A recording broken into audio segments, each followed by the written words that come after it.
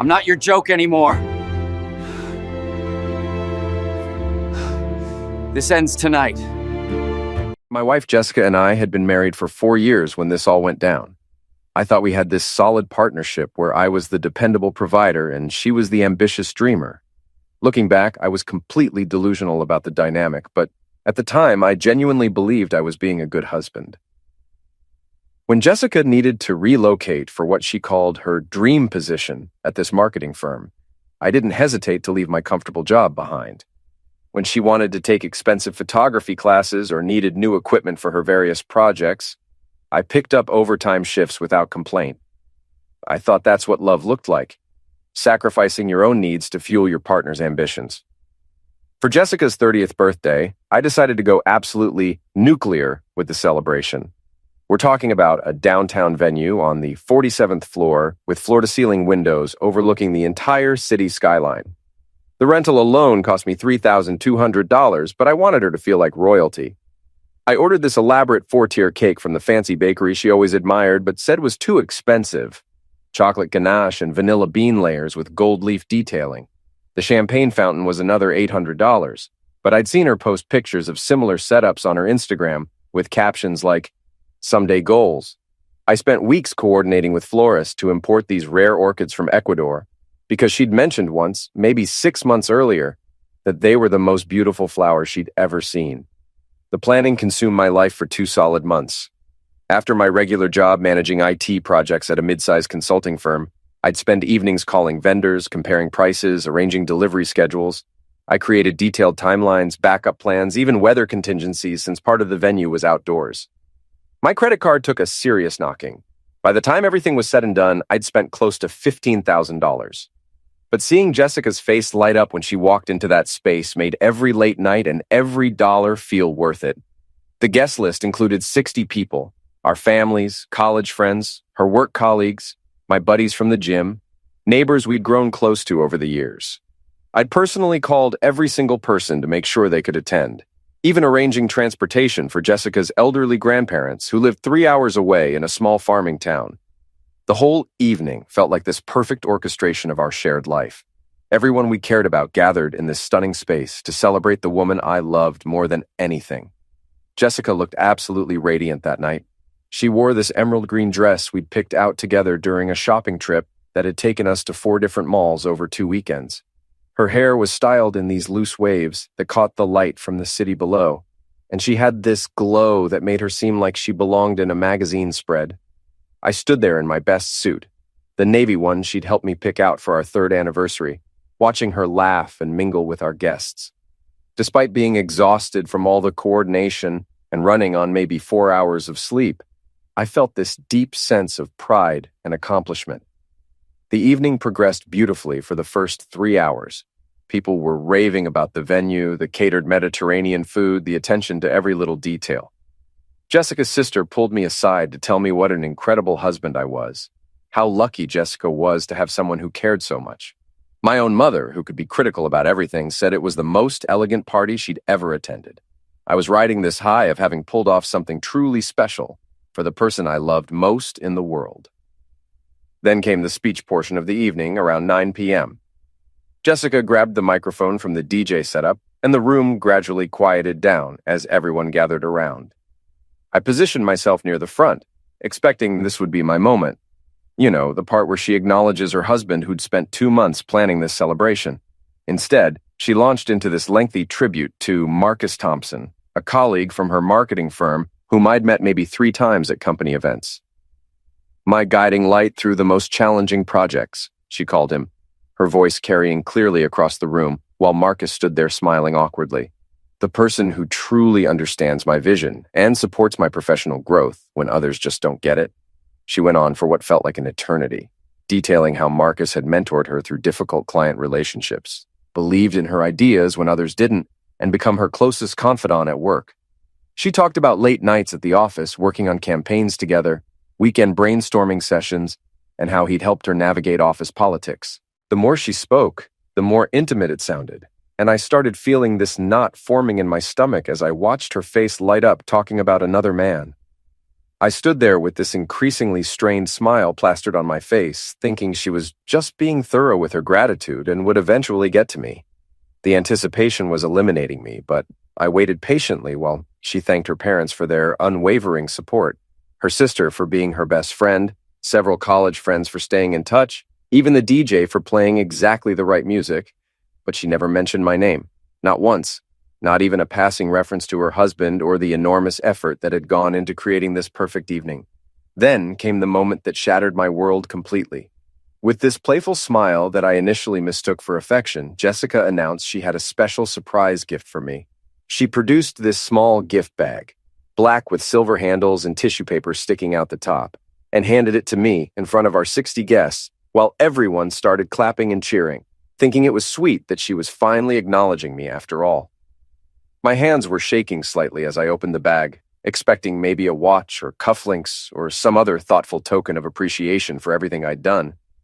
Instead, I pulled out a black t-shirt with some weight to it, clearly good quality fabric. As I unfolded it, bold white letters across the front became visible to everyone in the room. Single again. The silence that followed was deafening. You could have heard a pin drop on that polished hardwood floor. Then, a few people started this nervous, uncomfortable laughter, like maybe it was some inside joke they didn't understand. Jessica was standing there grinning like she'd just delivered the punchline to the world's funniest comedy routine, clearly expecting me to laugh along with the supposed humor, but I felt like I'd been punched in the gut. My hands were literally trembling as I held up that shirt, the fabric feeling impossibly heavy in my grip. The humiliation hit me like a physical blow to the chest. 4 years of marriage, all those sacrifices, all the nights I'd stayed up late paying bills or planning surprises exactly like this one. And she thought our relationship was material for public comedy. The weight of 60 pairs of eyes on me was absolutely crushing. I could feel the heat rising in my cheeks, my throat constricting with a mixture of anger, embarrassment, and something that felt like grief. Some people were still laughing uncomfortably. Others were looking down at their drinks, and a few seemed genuinely shocked by what they'd witnessed. I wanted to disappear through the floor, to wake up from what had to be some kind of nightmare. But here's where I surprised even myself. Instead of yelling or throwing the shirt back at her or storming off in some dramatic rage-filled exit, I made what felt like the most calculated decision of my life. I calmly folded the shirt, placed it back in the bag with the tissue paper, and set it on the gift table next to the elaborate cake I'd special ordered. Then I reached into my jacket pocket and pulled out the real surprise I'd been saving for the perfect moment. A diamond tennis bracelet from Tiffany that had cost me 3 months' salary after taxes. I'd been saving for this bracelet since the previous Christmas, adding money to a separate savings account with every single paycheck, skipping lunches and canceling my gym membership to afford it. The blue box felt substantial in my hand as I placed it right next to the birthday cake where everyone could see it, a small act of reclaiming some dignity in the moment. I didn't say a single word, didn't make any dramatic announcements. I just turned toward the exit and walked away from 4 years of my life. The cool October night air hit my face as I left that rooftop venue, sharp and clean after the stifling atmosphere inside. I could hear the party noise gradually fading behind me, the music still playing, the confused chatter of guests trying to process what they just witnessed, the clink of glasses as people awkwardly tried to continue celebrating. But I didn't turn around, not even once. I walked through the lobby, past the confused doorman, and into the parking garage where my sedan was waiting. I sat in the driver's seat for several minutes, staring at the steering wheel while my heart pounded so hard I thought it might actually burst through my chest. The reality of what had just happened started sinking in slowly, like cold water filling up my lungs. Jessica had humiliated me in front of everyone we knew, turned our marriage into a joke for the entertainment of our friends and family. And she'd done it with such casual cruelty that I knew this wasn't some spur-of-the-moment mistake. My phone started buzzing before I even left the parking garage. Jessica's name lit up the screen with an incoming call, but I let it go to voicemail. By the time I reached the highway, it was going off constantly. Call after call after call. I glanced at it once and saw the number climbing rapidly. 15 missed calls, then 25, then 40. Each buzz felt like another small violation, another attempt to drag me back into her drama. I drove straight to my buddy Ryan's apartment across town, my hands gripping the wheels so tight my knuckles went white. Ryan and I had been friends since college, and he was one of the few people who'd never been completely charmed by Jessica's public personality. He'd always been polite to her, but I'd caught him making subtle comments over the years that suggested he saw through her performance in ways I'd been too infatuated to notice. Ryan took one look at my face when he opened the door and didn't ask any questions. He just stepped aside, handed me a beer from his refrigerator, and pointed me toward his couch. I told him everything while pacing around his living room, the party I'd planned down to the last detail, the speech where she'd thanked Marcus instead of me, the t-shirt, the bracelet I'd left behind. By the time I finished talking and actually looked at my phone, it showed 89 missed calls from Jessica. 89 calls in less than 2 hours. I turned the phone completely off and tried to process what had just happened to my life. Ryan sat in his armchair, occasionally asking clarifying questions, but mostly just listening. When I finally ran out of words, he leaned back and said something that cut through all my confusion and hurt. Man, you don't come back from something like that. That wasn't a joke or some misguided attempt at humor. That was her telling you exactly what she thinks of your marriage, and she chose to do it in front of everyone you know. His words hit me like a revelation. That t-shirt wasn't some poorly thought out prank or a moment of bad judgment. It was Jessica making a deliberate, public statement about how disposable she considered me to be. She'd turned our marriage into entertainment for our guests, and I'd been standing there like some clueless participant in her carefully orchestrated show. The premeditation of it, having the shirt made, planning the moment, timing it for maximum impact, made it so much worse than a spontaneous insult. I realized I'd spent 4 years systematically erasing myself to make room for Jessica's ambitions and ego. I'd relocated for her career, turned down promotions that would have required travel because she didn't like being alone, skipped vacations so she could attend conferences and networking events, and funded her expensive hobbies while neglecting my own interests. I'd convinced myself this was what partnership looked like, but really, I'd just been slowly disappearing while she built her life around other people's attention and validation. That Monday morning, I did something I should have done years earlier. I put my own needs first for once. I called Patricia Williams, a divorce attorney someone from work had mentioned during a conversation about his own messy divorce. She was this no-nonsense woman in her 50s with silver hair and sharp eyes, who'd built a reputation for handling clean, efficient divorces without unnecessary drama.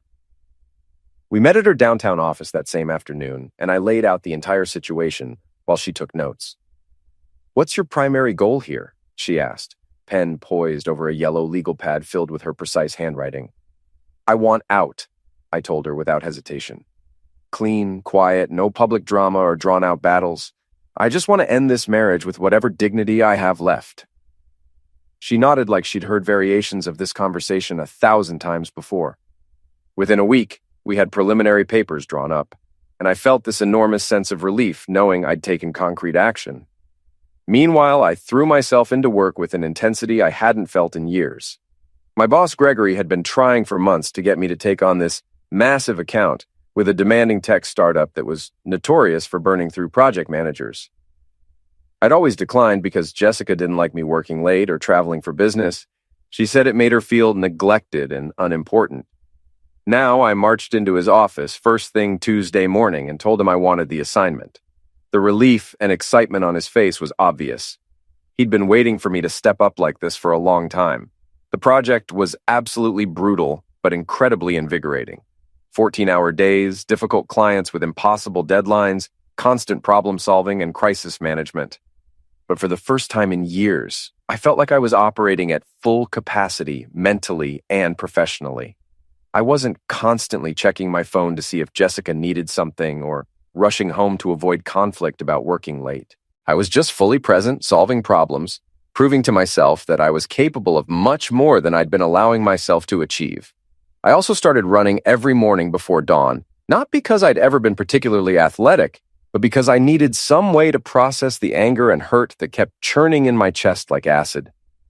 That first week was absolutely miserable. My lungs burned after half a mile, my legs ached for days afterward, and I could barely manage to run a full mile without stopping to walk. But something about the physical pain felt appropriate and cleansing. It was like I was literally running away from the person I'd become during my marriage. By the third week, I was managing 3 miles every morning. By the second month, I was running 5 miles daily at 5 a.m. rain or shine, snow or heat. My body started changing in ways I hadn't expected. My shoulders got broader, my stomach flatter, my legs noticeably stronger. But more importantly, my entire mindset began shifting during those solitary morning runs. With just my footsteps and breathing in the empty streets for company, I started remembering who I'd been before Jessica came into my life and gradually convinced me to shrink myself to make her more comfortable. Jessica tried everything in her power to get me back over the following weeks. The 89 missed calls that first night eventually stopped, but then came an avalanche of text messages. Short, desperate ones at first. Where are you? We need to talk. This is ridiculous. Then longer, increasingly rambling messages about how the shirt was just a joke that went too far, how she'd never meant to hurt me, how she missed me and wanted to work through our problems like mature adults. I didn't respond to any of them. Each message felt like another small attempt to pull me back into her orbit, and I'd finally developed enough self-respect to recognize manipulation when I saw it. She wasn't apologizing because she understood what she'd done wrong. She was panicking because her safety net had disappeared, and she was facing the consequences of her actions for the first time. About 6 weeks after I'd moved out and started staying in a small, furnished apartment closer to my office, Jessica showed up at my door unannounced. I was surprised to see her through the peephole. She looked terrible, with unwashed hair, dark circles under her eyes, wearing an oversized sweater and jeans I'd never seen before. She'd clearly been crying recently, and for a moment I felt a flicker of the old instinct to comfort her. But I squashed it immediately and opened the door just wide enough to talk. She begged me to let her inside so we could have a proper conversation, saying we needed to discuss our situation like rational adults. I told her we could say whatever she needed to say right there in the hallway where we were standing. She launched into this prepared speech about how she'd made a terrible mistake with the party, how the whole thing had gotten out of hand, how she'd been trying to be edgy and funny but had completely misjudged the situation and hurt me unintentionally. She kept emphasizing how much she loved me and missed me, how empty the apartment felt without me, how she wanted to fix our marriage and move forward together. But I noticed throughout her entire monologue that she never actually apologized for the specific humiliation she'd inflicted or acknowledged why what she'd done was so fundamentally cruel and damaging. She just wanted me to get over it, forgive her poor judgment, and come back home so things could return to normal. You made your choice that night in front of 60 people, I told her, my voice steady and calm. I made mine when I walked out and hired a lawyer. We're done, Jessica. Completely done. She started crying then, saying I was being unreasonable and vindictive, that married couples were supposed to work through difficult problems together, that I was throwing away 4 years over one stupid mistake. But I wasn't interested in her tears or her attempts to reframe public humiliation as a simple error in judgment. The divorce wrapped up 4 months later, with Patricia handling the process quickly and smoothly. We split things fairly. Jessica kept the apartment since she made more money. I held onto my car and retirement accounts, and we divided the rest without much drama. I left that marriage with my dignity intact and a stronger sense of who I was outside of it. Around the same time the papers were signed, I heard through friends that Marcus Thompson had left Jessica's company and moved to Portland with his girlfriend. Just like that, the man she leaned on most was gone, and the base of her career crumbled overnight. Jessica tried to reinvent herself with a lifestyle podcast called Authentically Yours, where she gave advice on growth, work, and relationships. The idea of her giving relationship advice after what she'd done was laughable, not just to me, but to plenty of others too. She released only 3 episodes before the flood of harsh comments forced her to shut it down. Word about the party had spread online, and her reputation collapsed across several platforms. Her carefully built social media image, something she had obsessed over for years, began falling apart as followers left in droves. I didn't feel joy watching it, but I couldn't feel sorry for her either. Actions come with results. And for once, she couldn't talk or charm her way out of them. While her world fell apart, mine was gaining speed. The tough project I had taken on led to a major promotion in half a year. Gregory made me senior project manager with a big raise, my own team, and the kind of respect I had been chasing since college. For the first time in years, I had real money of my own to use however I wanted, not drained by someone else's pricey tastes or pipe dreams. I also began mentoring 2 young entrepreneurs I met at a networking event, Alex Chen and Jordan Martinez. Both were brilliant mid-20s guys with a creative idea, a delivery app made for small local shops. They had the talent and drive, but no business know-how. I helped them put together a business plan, linked them with investors, and eventually invested my own money. Watching their garage project turn into a growing company with staff and steady revenue became one of the most rewarding parts of my career. About 6 months after the divorce, I started writing late at night as a way to process everything. At first, it was just me, a laptop, and a need to work through the chaos, the party, the humiliation, the 89 missed calls as I drove to Ryan's place. But soon it turned into more than a personal diary. It became a record of my climb back to self-respect and independence. The morning runs that gave me strength, the career progress that restored my confidence, and the rediscovery of who I was when I wasn't bending myself to make someone else happy. I launched a blog called 89 Missed Calls and posted essays about healing after betrayal and choosing yourself over toxic ties. My first post barely reached a dozen people, mostly Ryan and a few friends. But as I kept writing about the divorce, career wins, and the joy of making choices for myself, something shifted. Strangers began finding my words online. Comments trickled in from people I'd never met. A woman in Ohio working through a messy divorce, a man in California hurt by a dishonest coworker. "This is exactly what I needed today," one wrote. "You put into words what I couldn't," said another. The blog grew slowly at first, then snowballed as readers began sharing posts with friends facing their own struggles. Within half a year, thousands of readers across the country, and even overseas, were following. What resonated wasn't just the details of my divorce, but the bigger themes. Choosing self-worth over comfort, walking away from what drags you down, and piecing yourself back together after someone tries to break you. Running became my therapy. I went from struggling through a mile to training for half marathons, then full ones. Each morning before sunrise, pounding the streets while the city still slept, I grew tougher in body and mind. I was no longer the man waiting for permission or sacrificing his dreams for someone else's comfort. I was building a version of myself I finally liked and respected. As the blog's audience grew, doors opened I never could have pictured in my married life. A local business group asked me to speak about resilience at their monthly meeting. 50 people showed up, and their standing ovation stunned me. A regional magazine featured my story in their success column with an in-depth interview and photos.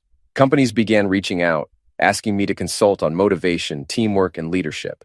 I said yes to gigs that would have been impossible before. Weekend seminars, travel-heavy conferences, events Jessica would have dismissed as a waste of time. The blog grew into more than just my story. 89 missed calls turned into a banner for others who refused to stay broken. My inbox filled with letters from divorced men and women, betrayed business partners, and people blindsided by those they trusted most. I began answering them one by one, offering advice and encouragement born from my own scars. Alex and Jordan's delivery startup, Local Link, blew up faster than anyone thought possible. I had put in a small investment early on, which gave me a slice of ownership. As their users grew into the hundreds of thousands, my finances changed completely. I wasn't rich, but I was more secure than I had ever been during my marriage, when every dime had been poured into Jessica's pricey hobbies and failed career plans. About a year after the divorce was final, I got an invite I never could have pictured back then.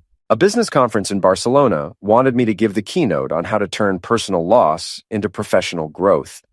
The audience, 500 entrepreneurs and leaders from across Europe, would be there to hear me speak about resilience, reinvention, and the power of choosing yourself over toxic ties. Standing on that stage in a glass-walled hall overlooking the Mediterranean, seeing faces from dozens of countries, I felt an overwhelming sense of triumph. Just 2 years earlier, I had been the guy holding a Single Again t-shirt while my wife smirked and friends squirmed. Now, I was getting paid well to share lessons that others actually wanted to hear. The talk was a huge hit. I explained how betrayal, while crushing at first, could open the door to a better life if you had the courage to step through. I laid out clear steps to rebuild confidence, focusing on work, health, and helping others, while showing how pain could become fuel for purpose. The applause shook the room, and afterward, dozens of people lined up to swap cards, trade stories, and thank me. Then, about 18 months after the divorce, Jessica appeared at my apartment one stormy night. I was shocked to see her through the peephole, soaked, no umbrella, looking small and worn out. She wore clothes I didn't recognize, and her usual sharp posture had faded into something close to shame. Against better judgment, I let her in. She stood dripping on my new hardwood floors, and for the first time since I'd met her, she seemed truly sorry. Not just sorry she'd been caught. "I made a terrible mistake that night," she whispered. "The shirt, the jokes, all of it. I thought I was being clever, but I only hurt you. I've regretted it every day since." She told me how everything had fallen apart after Marcus left, and I stayed gone. Her career stalled without his guidance. Her friends turned away after the party stunt, and her attempts to rebuild her image online had flopped. "I need you," she said at last. The words landed heavy, but instead of the pride or justice I thought I'd feel, I felt nothing at all. No hate, no pity, not even the bitter thrill of watching her crash, just emptiness. I looked at the woman I had once bent over backwards for and realized she was a stranger. "You didn't need me when you handed me that shirt in front of 60 people," I said, calm and firm. "You don't get to need me now because your plans failed." She broke down, sobbing that she was sorry, that she'd undo that night if she could, that she finally understood what she had lost. But I wasn't moved by her apologies or desperation. That door in my life was sealed shut. I handed her a towel, waited for the storm to ease, and walked her out. She left without drama, and I never saw her again. 2 years later, my life looks nothing like those 4 years of marriage. The blog grew into a thriving business with speaking gigs, coaching, and a book, The Gift of Walking Away, that hit bestseller lists. Local Link went national, and my stake in it finally made me wealthy. I bought a home in the mountains, something I had dreamed of since college but never tried for because Jessica hated the idea. Now I have a study for writing, a gym where I train for marathons, and windows that frame the changing peaks. Each morning I run trails in the silence of the woods instead of pounding city pavement. That solitude gave me the mental clarity I never knew I was missing. I'm in a serious relationship with Sarah, a high school teacher I met near one of my running spots. She is everything Jessica wasn't. Steady instead of dramatic, caring instead of demanding, happy with simple joys instead of chasing attention. We've been together more than a year, and she treats us as partners, not a performance. The strangest part is how Jessica's attempt to humiliate me set all of this in motion. That stupid t-shirt forced me to face how much I had given up to keep her happy. It showed me I was living someone else's version of my life. Without that sharp, painful moment, I might have wasted decades in a marriage that erased me piece by piece. I kept that tennis bracelet for years. Not out of love, but as a reminder of who I used to be. The guy who spent months' pay on someone who saw him as disposable. Sometimes I'd pull it from the drawer and almost pity that version of myself, so desperate to be loved by someone incapable of loving him back. People ask if I ever think of calling Jessica or if I feel sorry for how her life collapsed. The truth? No. She made her choice when she mocked me in front of everyone. I made mine when I walked away to build something better. Closure doesn't always mean forgiveness. It can just mean acceptance and the will to keep going. The best revenge isn't plotting payback or waiting for karma. It's building a life so full and meaningful that their opinion no longer matters. Jessica wanted me single again? Well, she got her wish. And I've never been happier to prove her right in the only way that matters. The man I am now, confident, wealthy, and content, is someone she never could have pictured and never deserved. And instead of bitterness, I feel grateful. That ugly night became the spark that changed everything.